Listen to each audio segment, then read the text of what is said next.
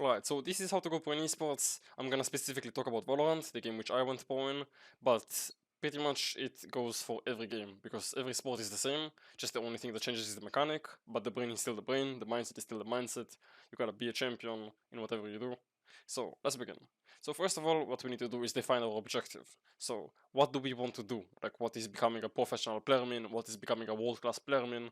So, the first thing is it's become a top 0.1% of players. There's a shit ton of gamers out there, but if you want to become a professional, okay, which is of course like we're saying, the sport being the main occupation, make a living out of it, then we gotta be really, really good. Okay, so again, define our objectives. So our objectives are gonna be playing in a bootcamp, in a stage, maybe getting rich or famous, traveling the world, meeting people, playing with skilled individuals, and be a part of something greater than yourself. So a team, a unit, a squad, a group of like-minded individuals, right? So this is like the overall objective we have, right? This is what like this is like the vision, okay? So this is the vision that we need to create.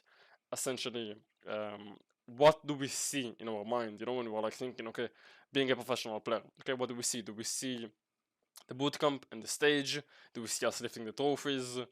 Do we see the money? Do we see the people? Do we see the autographs we're giving people outside the venue? You know, like inside the venue. So that's what you gotta first of all have in mind. You know, like have the vision, because the vision is what should motivate you and drive you to continue working every single day, even when your results are shit, even though your teammates are fucking up, your losing officials should be winning, etc.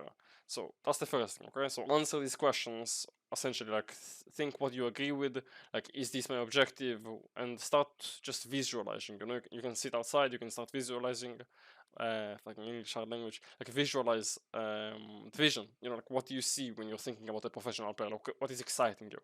So that's the first thing. Second thing is what's required to achieve said objective. Okay, so we want to become a professional player. Okay, what do we need to do to actually achieve that? Okay, so we want to become a top 0.1% of players. In other words, we want to become better than 99.9% of players, right? So better in what? This is what we have to start defining. Okay, we have to define the qualities of a world-class player. So a world-class player is the person we want to be, or like a professional player. So what we're going to do, we're going to define his qualities, essentially. Okay, so what is the qualities of a tier 1 player? World-class player. Communication, he has really good communication, he knows how to communicate what he's doing, what he wants, who he's killing, initiatives, etc. So like communication, mechanics, he can shoot obviously, this is basic. Game sense, knowledge on the meta, comps, maps, you gotta know how to play the map, you gotta know how to play the agents, you gotta know his role, you gotta know like when people are gonna do different things, you gotta be able to read the enemy. So it all tied into game sense. Of course, decision making, which is like 70% of the game. Anyways, you know, like making the right decision, waiting for your teammate 2 seconds to trade you, etc. So there's a lot to go into decision making. Again, awareness is just knowing what's going on around the map, knowing like what ults are going on, what ults are possibly to be going on, like in the rest of the round. So initiative, like I said, like being able to communicate, but also taking control. I think taking control is one of the most important things. For example, your 2v1 situation, okay, talk like who's picking the bomb first, you know? Let's talk about what you wanna do, talk about yo, I'm gonna play first, like everything. So just gotta control the situation so people don't make mistakes, and also the whole situation is clear. Okay, this is how you remove panic. This is how you create a lot more consistent rounds. You know, when the rounds are controlled and there's like focus, everyone is on the same page. So next is social skills. I think every professional in any field should have good social skills, know when to, also like social skills and professionalism. So like show up on time, but know when to criticize people, know when not to criticize, and also how to criticize people are different. You're not the one player you can come and say, yo homie, you fucked up, fix this, you know, and he will understand. But to other homie you can say that and he thinks you are attacking him, you know. So you're gonna know how to speak to different people, because we're humans, we're different. So that's that. Again, leadership, you gotta be a good leader. You gotta be able to lead mentally, emotionally, and you gotta be able to lead like in the actual game. So that's that. Confidence, you gotta be confident, basic well-being. You gotta actually feel healthy to perform healthy, let's see, like that. And then you gotta have an open mind for criticism, like I said, and consistency. So consistency is very important, obviously. And consistency you achieve by focusing on the things you can control, okay? So I've talked about it a lot in different videos. You can check that on YouTube, but I will talk about that later. So these are the actual game stuff. Now next up, they actually need to know you exist, you know, to get picked up. So that can be through stats, clips, content, streaming, leaderboard, or connections. Okay, so you preferably should have all of them in check. Okay, so every time you're playing ranked, you stream and then you take clips out of the streams. You get good stats, like both in game, both in VLR. You know, of course, like don't bet your team because winning is the most important. If you win, you will actually get scouted more, I'd say, than stats, because people can actually watch the games and see them. Like he's good. You know, maybe his stats are not, but he's actually good at the game. And next up, like leaderboard, of course, you're playing rankeds, you will go up in the leaderboard, and connections. You can do that by like being actually properly funny and being like a nice person to be around in ranked when you're getting high in the leaderboard, so you match with good players. But again, of course, like pracs, officials, you know, like again, I'm not gonna teach how to network because it's really cringe. You know, when people are actually trying to network, you know, it shouldn't be like that. You shouldn't like try to do something out of an interest, like sorry, like out of a like what can I gain from it. You know, you shouldn't do it by that because then it's obvious. So yeah, like start creating human interaction, like connections, you know, like between people. So yeah, and right atmosphere, of course, but this is gonna be the next slide. So atmosphere. Atmosphere is one of the most important things. So atmosphere in your life, okay?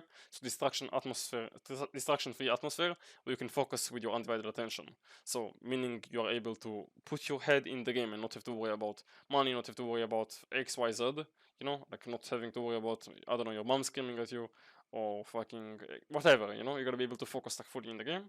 So that's that. Of course, routines is part of the atmosphere you have, you know, and routines is tied in with consistency.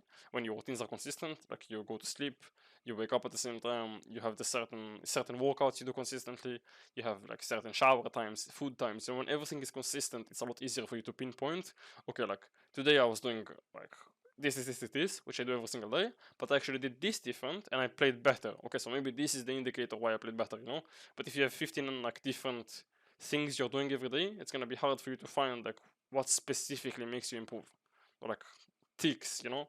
Because if everything is the same and today you did a back workout and you were playing worse, I don't know, like maybe something worth checking, you know. This is what the top does, so they're able to get like an extra 1, 2, 3% like improvement.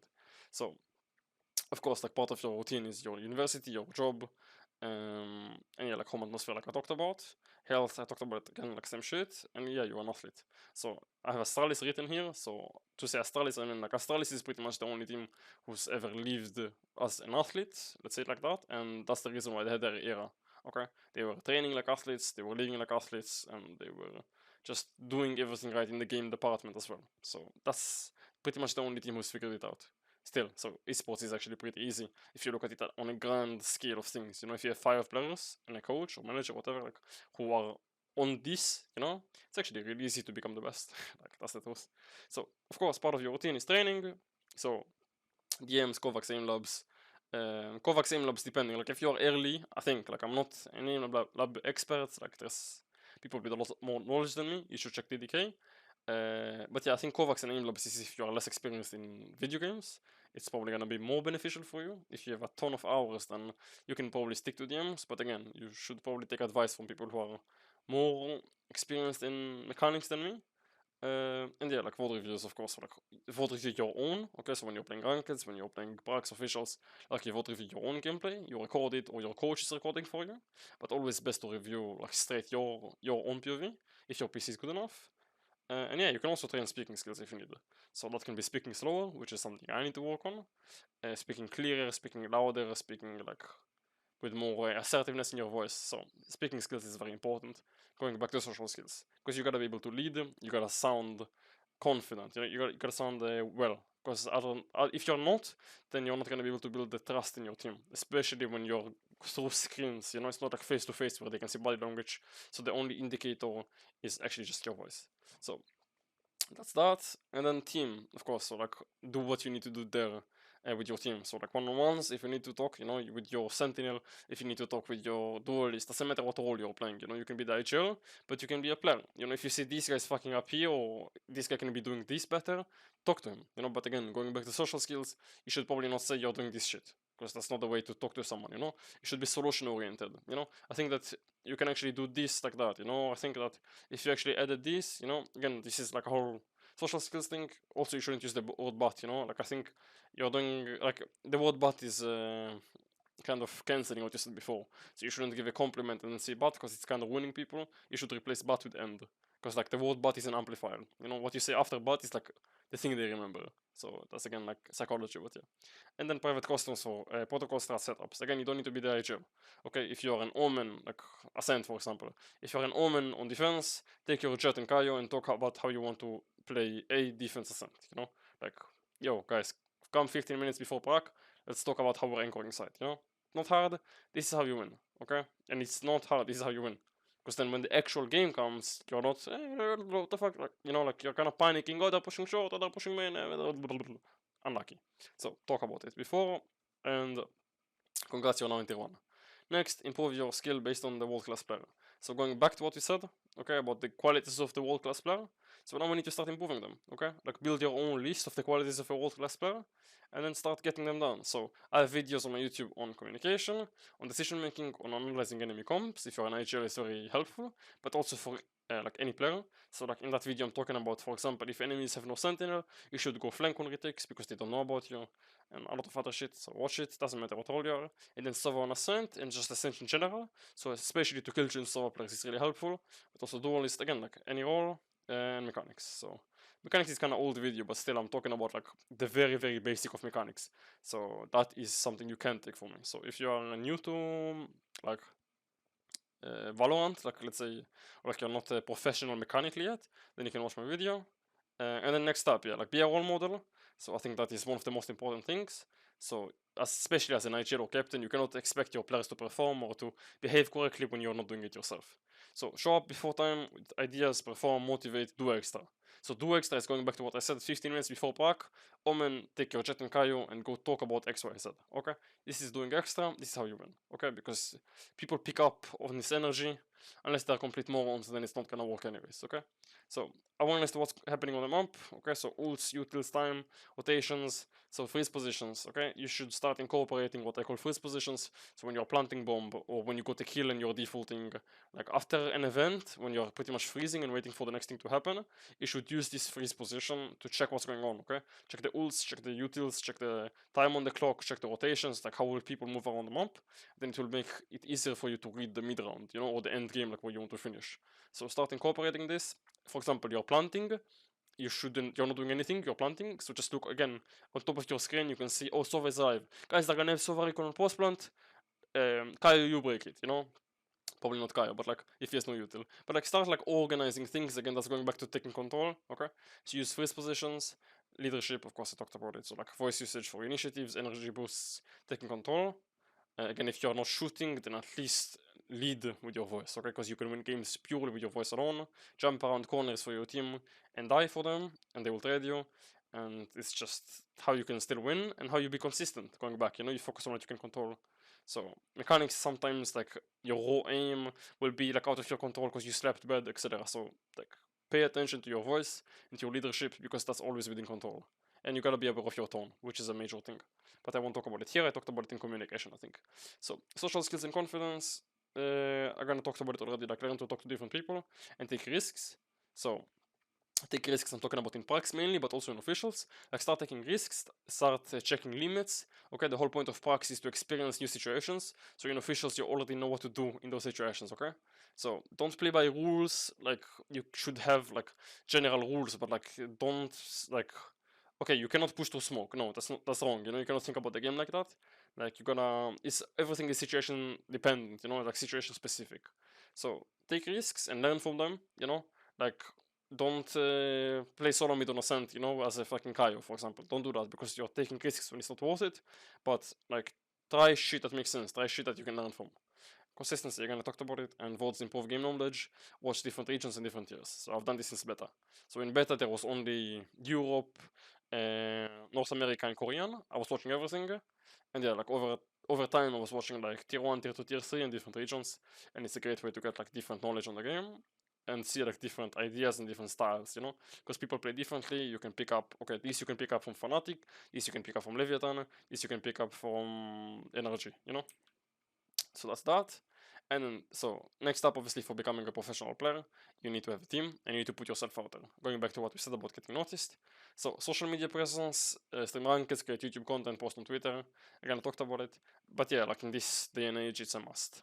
So that's that.